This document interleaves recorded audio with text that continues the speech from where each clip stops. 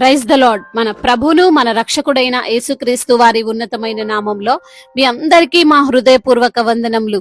ఈ రోజు దేవుని వాక్యము, మనము అలయక మేలు చేసితివేమి, తగిన కాలమందు పంట కోతుము. గలతీలకు రాసిన పత్రిక 6వ అధ్యాయము 9వ వచనము. For at the proper time we will reap a harvest if we do not give up. Galatians chapter 6 verse 9. ఈ రోజుకు గాను కృపగలిగిన దేవుడు మనకు అనుగ్రహించిన వాక్య భాగమును బట్టి ధ్యానించుకుందాము. ప్రభునందు ప్రియమైన సహోదరి సహోదరులారా, దేవుడు ఈ రోజున మన దగ్గర నుండి కోరుకునేది ఏమిటి అంటే, మనము మేలు చేసే విషయంలో అలసిపోవద్దు, నిరుత్సాహపడవద్దు, ఇంకా ఎన్ని రోజులు అని మనస్సులో కూడా అనుకోవద్దు. ఎందుకంటే మనము తగిన సమయమందు తప్పక పంటను కోసి తీరుతాము. మనము చేసిన మంచి, మనము చేసిన శ్రేష్టమైనటువంటి కార్యము ఎప్పటికీ కూడా వృధా అవ్వదు. ఒక ప్రాంతంలో దేవుని పైన విశ్వాసం కలిగి జీవిస్తున్న వ్యక్తి ఉన్నాడు. అతను ఏదో చిన్న ఉద్యోగం చేసుకుంటూ జీవిస్తున్నాడు. అయితే ఆ చిన్న ఉద్యోగంలోనే, తనకు వచ్చిన దానిలోనే ఇతరులకు సహాయం చేయడం అతనికి అలవాటు. తన భార్య ఎప్పుడూ అతన్ని తిడుతూనే ఉంటుంది. ఎందుకు ఉన్న డబ్బంతా వృధా చేస్తున్నావు, మనకు ఒక పాప ఉంది కదా, తన కోసం దాచిపెట్టొచ్చు కదా అని అంటూ ఉండేది.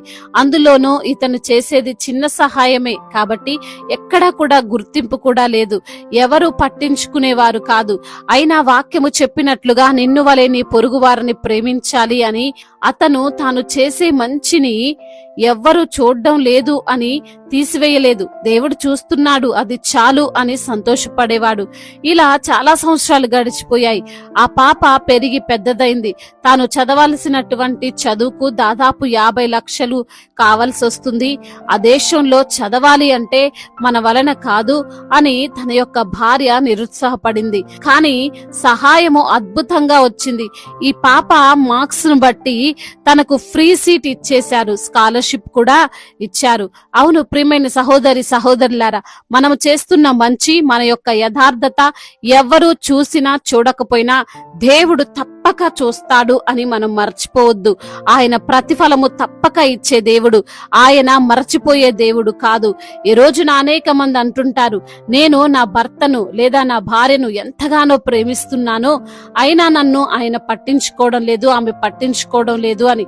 ఎన్నో రోజుల నుండి భరిస్తున్నాను, ఇన్ని రోజులు దేవుని మాటను బట్టి భరిస్తూ వచ్చాను, ఇప్పుడు భరించడం నా వలన కాదు అని. కానీ నీవు గుర్తు చేసుకో, నీవు చేస్తుంది చెడు కాదు కదా. ప్రేమించడం, అతన్ని ఆమెను గౌరవించడం మంచి పనే కదా. ఎందుకు అలసిపోతున్నావు? నీ పిల్లల విషయంలో బహుశా నీవు చిరాకు పడుతున్నావేమో, వారిని కసిరేస్తున్నావేమో. వారిని ప్రేమించు, ప్రేమతో చెప్పు, తప్పకుండా దానికి ప్రతిఫలాన్ని చూస్తావు. నీ ఉద్యోగంలో నీవు యథార్థంగా పని చేస్తున్నావేమో, అయినా నిన్ను ఎవరు గుర్తించడం లేదు అని బాధపడుతున్నావేమో. అందరిలానే నేను పని చేస్తా, పర్ఫెక్ట్ గా నేనే ఎందుకు చేయాలి అని అనుకుంటున్నావేమో. వద్దు, నీ యథార్థతను విడవద్దు. తప్పకుండా నీ కష్టమో గుర్తించబడుతుంది. చాలా మంది చెడు చేసే విషయంలో, పాపం చేసే విషయంలో అలసిపోరండి. ఇంకెందుకు ఇది చాలు, ఈ పాపం చాలు అని అనుకోరు కదా. పాపం చేస్తూనే ఉంటారు, ఆ అక్రమం చేస్తూనే ఉంటారు. కానీ మంచి విషయానికి వచ్చేసరికి ఇంకా చాలులే అని అనుకుంటారు. ఇంకెంతకాలం అని ఆలోచన చేస్తుంటారు. చూడండి, చాలా మంది బైబిల్ ని ఒక అర్ధగంట చదవడానికి చాలా ఇబ్బంది పడిపోతుంటారు. అర్ధగంటనే 6 రోజుల్లా ఫీల్ అయిపోతుంటారు. ఇక చాలులే అని ఆపేస్తారు. కానీ అర్ధగంట సేపే మొబైల్ ని చూసి ఇక చాలులే అని అంటారా? గంటలు గంటలు రీల్స్ చూస్తూ సమయం గడిపేస్తారు. ఇక్కడ అలసట అనేది రాదు. చెడు చేసే విషయంలో లేని అలసట మంచి చేసే విషయంలో మనుషులకు వస్తూ ఉంటుంది.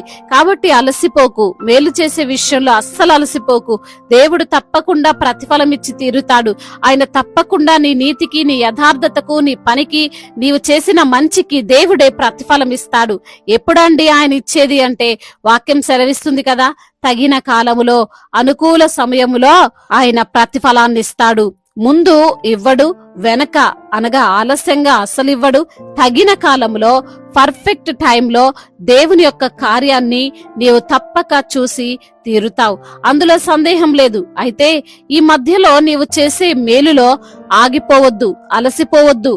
ఎవరు నా ప్రేమను, నా కష్టాన్ని, నా నీతిని, నా మంచితనాన్ని, నా విశ్వాస్యతను గుర్తించడం లేదు, ఇన్ని రోజులు ఏమి జరగంది ఇప్పుడు మాత్రం జరుగుతుందా అని అనుకోవద్దు.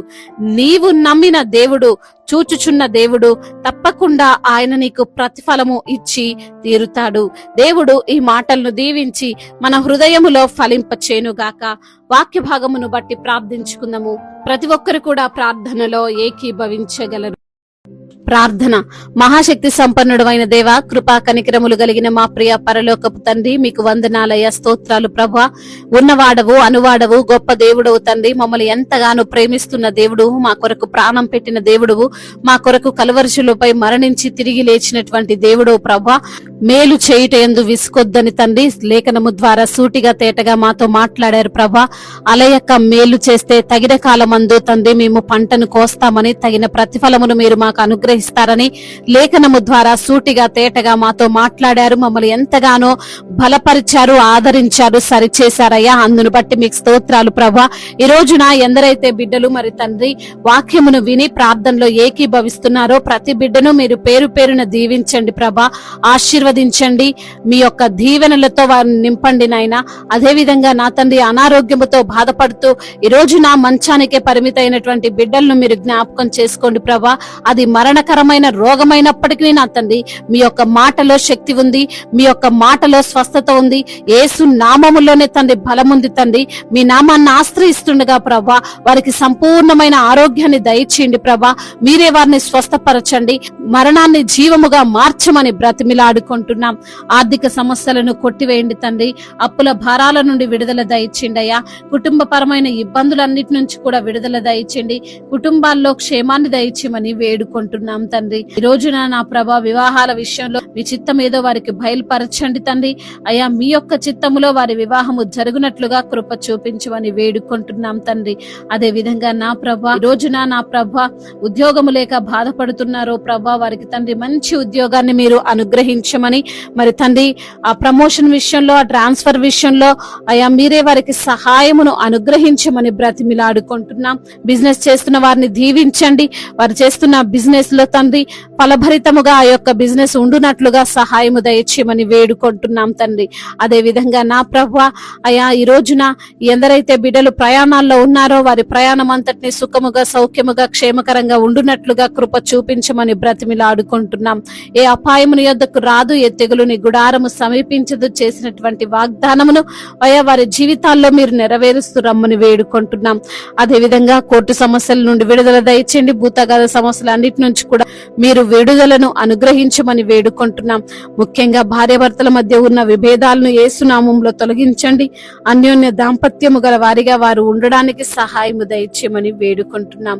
అదే విధంగా నా ప్రభా చిన్న బిడ్డలను కాచి కాపాడండి. యవన బిడ్డలకు మీరు తోడుగా ఉండండి. యవన వయసులో మీ కాడిని మోసే కృపను దయచేయమని బ్రతిమిలాడుకుంటున్నాం. అదే విధంగా నా ప్రభువా అయా ఎందరైతే బిడ్డలు ఈ రోజున నా తండ్రి సంతానము లేక బాధపడుతున్నారో వారికి సంతానాన్ని మీరు అనుగ్రహించండి. గర్భఫలము మీరిచ్చే బహుమానము తండ్రి అయా మీరే తండ్రి బిడ్డల పట్ల కార్యాలను జరిగించమని వేడుకుంటున్నాం తండ్రి. అదే విధంగా నా తండ్రి అయా ఎందరైతే బిడ్డలు తండ్రి రక్షణ లేక ఉన్నారో వారికి రక్షణను అనుగ్రహించమని వేడుకుంటున్నాం. మా భారతదేశాన్ని మీరు దీవించండి, సమాధాన దేశముగా ఉండునట్లుగా కృప చూపించండి.